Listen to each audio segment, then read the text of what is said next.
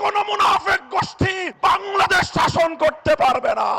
আমি বলি আমি কোন আইন মানব না, আমি বিদ্রোহ করব। গোটা বাংলাদেশে আগুন জ্বলবে, আগুন।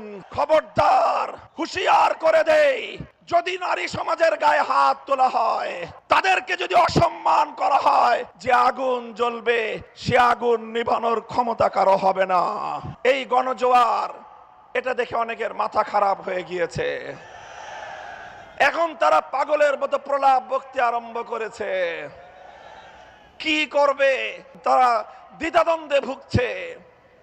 কখনো তারা প্রকাশ্যে বলে গণভোটে হা ব্যালটে ভোট দেওয়ার জন্য, আবার তলে তলে বলে না ব্যালটে ভোট দেওয়ার জন্য।